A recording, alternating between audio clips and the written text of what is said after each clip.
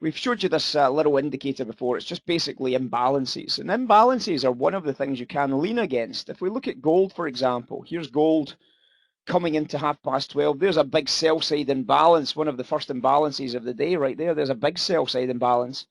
So if I want to buy it, if I've got a reason to buy gold, I could put a buy order somewhere in here, couldn't I? Because then I'm going to be leaning against that 148 net sellers who are now on the wrong side. I'm not going to try and stop that supply because that's a lot of supply, right? Somebody else can stop that supply for me. If I go forward, you can see that the price pins back into that supply and sells back off again. So, okay, so the supply is still there. What about this 175? Okay, well, that's interesting. So I'm going to maybe lean against that 175, right? Big supply. So I don't want to sell. I don't want to buy into that supply. I want somebody else to buy that supply and then see if I want to be able to take the price bid off of that. And what happens? Look at that trade, guys. Look at that buy trade. How easy was that to just get a bit of business done, waiting for somebody else to buy that 175 and then rattle it to the upside for a perfect opportunity to get long the gold. It's a crazy good trade, isn't it? Crazy good trade. Price comes back down again and you say, okay, that was interesting. That was a good buy side trade right there. As we go forward, what about this supply here? Well, again, we just watch for that opportunity to lean against that supply. We watch for that opportunity for that supply to get trapped into the market. What about this supply? We do exactly the same. We wait for the price to reject off of these areas. What about this supply? It's massive amounts of supply, right? But look at how close all of that supply is to each other now. What are you making of all the supply coming in as tight to each other as this, guys? Commercial accumulation, isn't it? With that amount of supply, that price of gold should be $1,000 lower. Would you agree with that? So this is starting to give us evidence that there's a commercial buyer buying up loads and loads and loads of gold at lower prices. So we start watching for that because that supply, look at these candles here. Look how fast these candles are. There's no supply on any of those candles, is there? And yet the candles move very, very quickly down. And then there's all this supply and there's very little movement during that process. A bottom edge is probably getting put in gold, isn't it? So because a bottom edge is getting put in, what are you going to do? You're going to start watching to lean against perhaps a bottom edge. Boom! Straight into an enormous profit on gold. Having recognized all that supply getting absorbed by somebody with a very, very large, deep bank account that's willing to take on 1,000 contracts. 1,000 contracts, guys, in gold. I know it's not quite 1,000, but when you total up all the selling volumes, it's easily 1,000 contracts. And that's 1,000 contracts with an average price of 93. It's just traded 96s.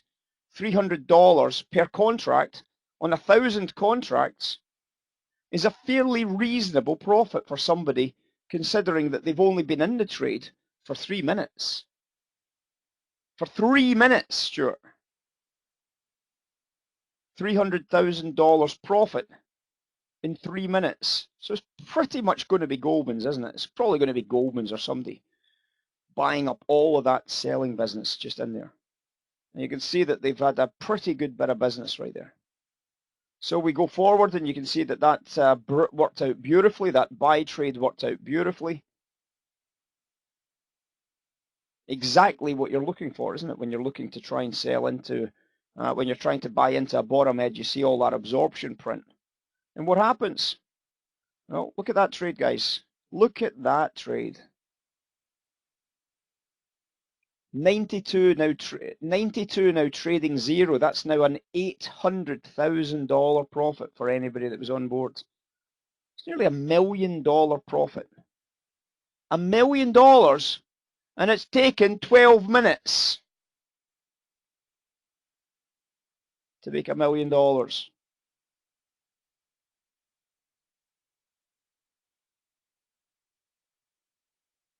So what happens?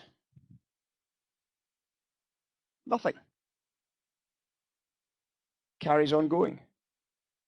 And you've just made your $1 million right there. You've just made your $1 million target off of that original buy at 92s.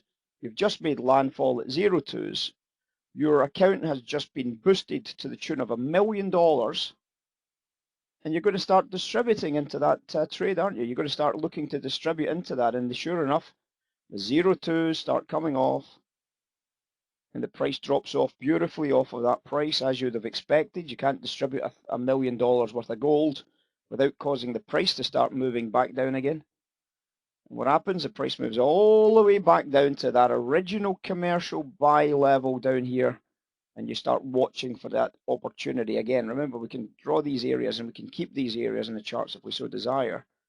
Just drag them across your screens if you want to just remember where these buyers are located, so that you can start watching for these buyers in the future. So you can see these buy areas down here. Yeah, you see it's the same buy area, that big commercial buy zone. And obviously what happens is the price trades down into that, slows right down and reverses off of that area initially, comes back down and tests. We're not still seeing any supply, are we? We're not getting a view of that supply, but we know it is a very heavy supply area. So you'd have hoped to have seen, I would have loved to have seen a big supply on that candle there. So that would have been brilliant, wouldn't it? And obviously the trade away from that level was pretty delicious. Trade away from that level was delicious at that stage. It's an enormous trade with an enormous, sorry, I brought it back in because I knew that there was opportunities to see these, but I don't know where the screen went. But you see what happened at the top edge? 114, stuck the price, then 274. That's your distribution right there. There it is right there. There's your distribution, and there's your opportunity to sell. 114, 274, 114, 233, 250. See how it's distributing? Distribution, distribution, distribution, possibly accumulation. And there's the trade. I knew there was a big trade down here. There it is right there. Same trade, same location.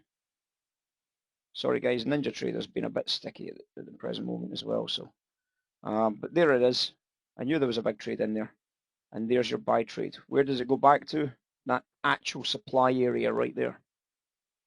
That supply area right there. And you can see that trade area is where the price is now stuck between these two brackets.